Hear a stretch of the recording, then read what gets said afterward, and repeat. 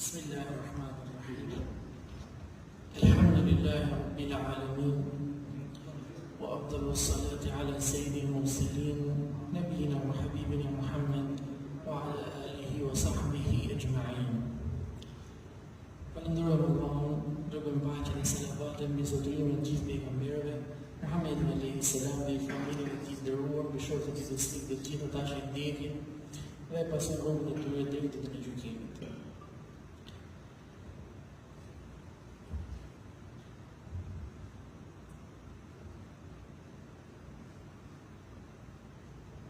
Normalisht, hoxhallarët e parë, dietarët e parë të këtij umeti kanë dhënë mund për këtë fe, për ta ruajtur këtë fe, për ta ruajtur sunetin e profetit alayhi salatu wassalam, për ta ruajtur shariatin e tij dhe e kanë kushtuar jetën e tyre kësaj diturie. Nëse shikon dietarët, dikush ka qenë i specifikuar dhe i specializuar në një lëmi, dikush në më shumë se një lëmi, dikush ka qenë mujtehid mutlaq, do të thotë ka qenë i përgjithshëm, e kështu me radhë. Por sot do përqendrohemi te disa gjëra nga njëri prej këtyre dietarëve i cili ja ka kushtuar jetën e tij që përzvogi derisa vdiq hadithin profetit alayhis salam. Dhe ai është pikërisht Imam el-Bukhari, Imam Buhariu. Normalisht edhe pse shpallja nisi Mekë ka arabët, kjo nuk do të thoshte, apo nuk do të thotë që nga vendet e tjera të mos dalin dietarë më të mëdhenj se sa vetë arabët. Sigurisht për shembull ka qenë Imam Buhariu, ka qenë rus. Apo të tjerë prej dietarëve, për shembull prej dietarëve të gjuhës arabe që ka vendosur rregullat e gjuhës arabe, Imam Sibawayh, gjithashtu ka qenë i huaj, mirë po i mësoi arabëve gjuhën e tyre. Pra, kjo fal mundit që ata dhanë, sinqeritetit që ata kishin për fenë e Allahut, dhe dhanë çdo gjë për atë. Edhe gjejmë që edhe armiqtë e Islamit, ata që nuk e duan Islamin, ata që vazhdimisht hedhin balë me Islamin, gjejmë pikërisht këto ikona për t'i goditur, për t'i ulur ata. Dhe ata nuk kanë për qëllim këto figurë, por kanë për qëllim Islamin. Në momentin që ulet hoxha, në momentin që rrëzohet njëra prej atyre që promovon Islamin, që rrëzon dyshime her pas here etj, normalisht do të rrëzohet bashkë edhe Islami. Se kush do të sqarojë me Islamin, kush do të mësojë me njerëzve, kush do t'i heqë atyre keq kuptimet, dyshimet etj. Prandaj gjejmë që çi futet historikisht kanë luftuar Imam Buhariu. Imam Buhariu nuk kanë luftuar Ibn Majah, Tirmidhiun, Muslimin, apo ata që kanë qenë në të njëjtën kategorinë të përpara tij apo pas tij, kanë goditur Imam Buhariu, se në momentin që të rrëzohet Buhariu, dhe sidomos Sahihun Imam Buhariut, e kanë më të lehtë pastaj ta rrëzojnë dhe ta pranojnë Islam, apo të heqin balë dhe dyshime spaku për Islamin apo muslimanët. Prandaj edhe dietarët çka kanë bërë, i kanë kushtuar rëndësi të veçantë këtyre njerëzve që janë sulmuar faktikisht nga armiqt, edhe librave të tyre.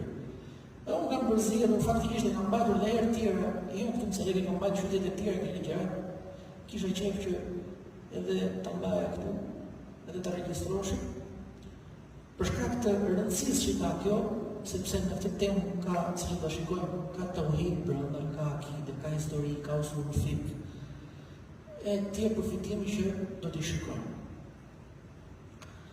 Normalisht Imam Buhariu i vuri kusht vetes që të shkruante një libër që do të vendoste aty vetëm hadithet më të sakta që ai i transmeton dhe prej hoxhallarëve të tij. Dhe vendosit disa kushte në kundërshtim me librat e tjera, se Imam Buhariu ka shkruar dhe libra të tjerë në hadith, në histori e tjerë. Një po ke Sahihu i tij tha do të vendos disa kushte që të përmbledh aty vetëm hadithet më të sakta që është transmetuar në njëherë, që më kanë rënë mua në dorë dhe më transmetoj prej hoxhallarëve të mi. Edhe shkruaj këtë. Normalisht Sahihu Imam Buhariut është quajtur dhe është pranuar unanimisht në umetin islam. Sa që thonë dietarët, edhe vetë Imam Buhariu çohet sot për varë, thotë që ky libër nuk është i saktë, apo disa hadithe nuk janë të sakta, nuk do t'i pranohet më. Se umeti islam e ka pranuar dhe tani tashmë ne kemi besim gjithë umetit që kanë pranuar atë brez pas brezi për dekadash. Pra është një libër i shkruar për 1000 vite, që ka rezistuar 1000 vite luftrave, sulmeve një pas njëshme e tjerë. I ka sulmuar ky libër, i ka rezistuar ky libër. Imam Buhariu nuk ka qenë vetëm muhaddith, nuk ka qenë vetëm njeri i hadithit, por ka qenë edhe faqih, ka qenë njeri i ditur i jurisprudencës islame. Dhe këtë e ka shfaqur qartazi pikërisht në këtë libër që unë kam përmbledhur disa gjëra që i konsideroj të bukura për këtij libri. Pra ka qenë edhe faqih. Imam Buhariu dihet që nuk ka një libër specifik në fikë. Nuk ka libër në fikë, ai ka hadithe në histori të tjera, por në fikë nuk ka. Ku e ka treguar fikun e tij? E ka treguar pikërisht në Sahihun e Imam Buhariu. Pra, më eksaktësisht e ka treguar fikun e tij, kuptueshmërinë e tij, pikërisht vetëm në titujt e temave që i ka cekur në këtë libër të mrekullueshëm. Pra fiku i tij, kur thotë ai kapitulli filan, tema pik, që do t'i përmendim. Aty tregon fikun e tij se çka ka pas për qëllim profeti me këto hadithe që i ka vendosur poshtë temës. Fillimisht, Imam Buhariu e ka nisur librin e tij me kapitullin Kejfe kana bed'ul wahyi an-nabi sallallahu alaihi wasallam. Si ka qenë fillimi i shpalljes profetit alayhis salam. Si ka qenë? Kjo është kapitulli apo tema e këtij kapitulli që e ka nisur libri. Tani më njëherë pas këtij kapitulli ai ka shkruar këtë hadith. Thot, ne do të përmendim zinxhirin pak më poshtë, po unë po përmendem tekstin fillimisht. Thot, Umar ibn al-Khattab ka dëgjuar profetin alayhis salam duke thënë: "Innamal a'malu binniyat." Veprat vlerësohen sipas qëllimit të tyre. Sipas qëllimit që ke, do të vlerësojë Allah dhe do të shpërblejë ditën e gjykimit. Pyetje, ç'lidhje ka ky hadith i veprave? Ç'lidhje ka ky hadith që veprat vlerësohen sipas qëllimit me kapitullin që ka shkruar Imam Buhariu, ku tha si ishte fillimi i shpalljes profetit. Pra shpallja e profetit, si ka qenë zbritja e shpalljes, e ka lidhur me këtë. Çfarë lidhje ka? Pra, unë du të tregoj të një se si e kanë kushtuar jetën këta njerëz diturisë, se si ku ka vajtë dhe zgjurësia e tyre.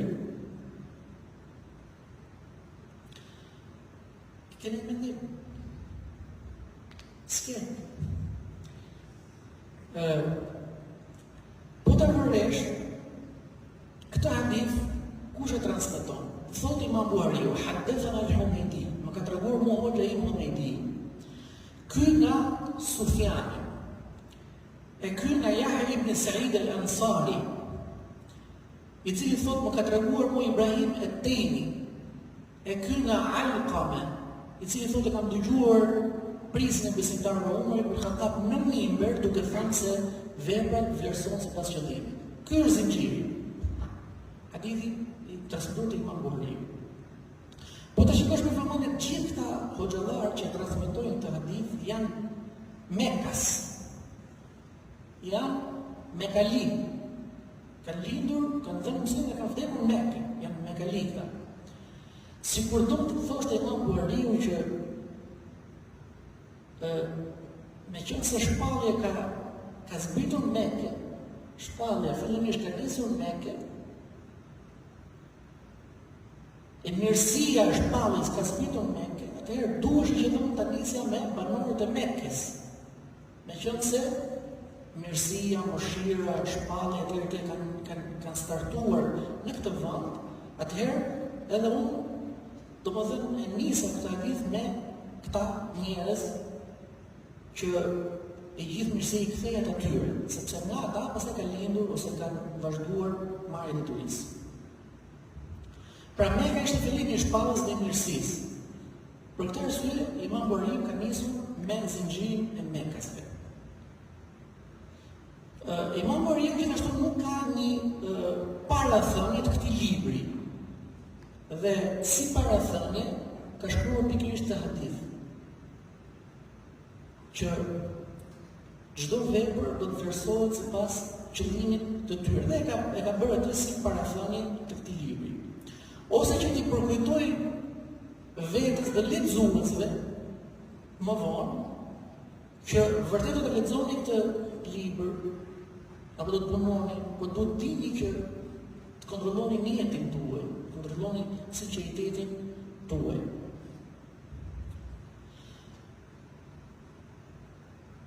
Tjetër, Imam Buhariu e ka transmetuar këtë hadith nga sheikhun i tij El-Humaydiu, të cilin Imam Buhariu e nderonte shumë, e respektonte shumë dhe e donte pa mas të sheikh. Kjo sepse ai ka qenë kureshit, ka qenë nga familja e pejgamberit sallallahu alaihi wasallam. Dhe për këtë arsye, sikur donte të kujtonte aty që i lexojnë Sahihun e tij apo vetes tij, hadithin që profeti sallallahu alaihi wasallam ka thënë qaddimu Quraisha wala taqaddamuha. Gjithmonë lërni të paraprin Qureshët dhe mos i paraprini ata. Për këtë arsye ka nisur me Qureshitët këtë kapitull. Gjithashtu, me qenë se jemi të kapitulli i shpalljes, apo jo? Normalisht, kur të lexojnë më vonë këto hadithe të profetit alayhi salatu wasalam, duhet di mirë vërtetimi i shpalljes së këtij njeriu. Për këtë arsye, kështu veproi edhe Imam Buhariu, saqë ka përmendur aty disa prej haditheve që kanë bërë me fillimin e shpalljes dhe për vërtetimin e shpalljes këtij njeriu, saqë e kanë vërtetuar shpalljen e tij muslimanë dhe muslimanët, sikurse Waraqi ibn Nawfal në atë kohë e vërtetoi shpalljen e tij, por edhe të tjerë. Apo në kohën e Heraklit që vetë i lojtarët pohuan vërtetësinë e këtij njeriu.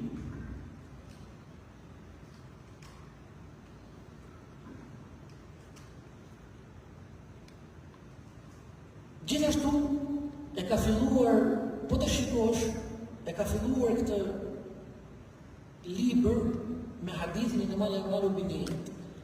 E ky hadith është hadith gharib. Çfarë do të thonë hadith gharib?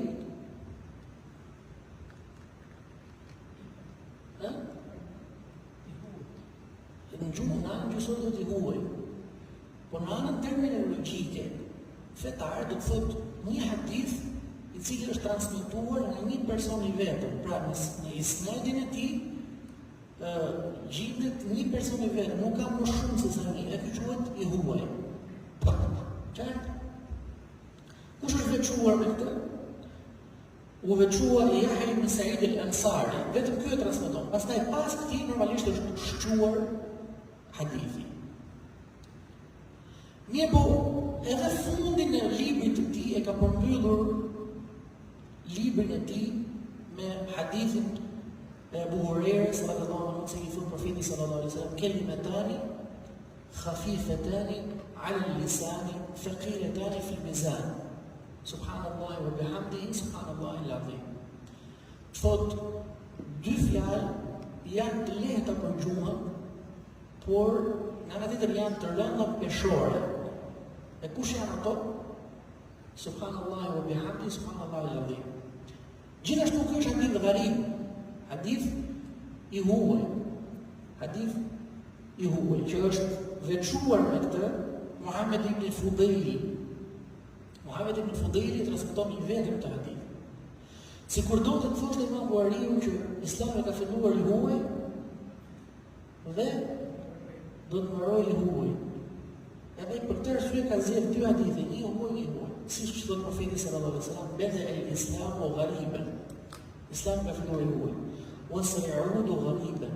E do të kthehet tek Allahu sërish i huaj, kema bedele, ashtu siç nisi dhe siç filloi. Fatura lil ghuraba, për gëzime për ata të huajt, ata që mbajnë Islamin edhe për skaj vështirësive të tyre, edhe për skaj sprovave që ata gjenden e tjerë. Profeti sallallahu alaihi wasallam këtu ka thënë për gëzime. Tuba do thotë për gëzime ose që është sipas disa transmetime ka shkrim pemë në xhenet. Pra xheneti qoftë për atë i cili mban të Islam edhe për skaj vështirësive që ai ka. Gjithashtu edhe të tregonte Imam Buhariu që punohet edhe me hadith gharib.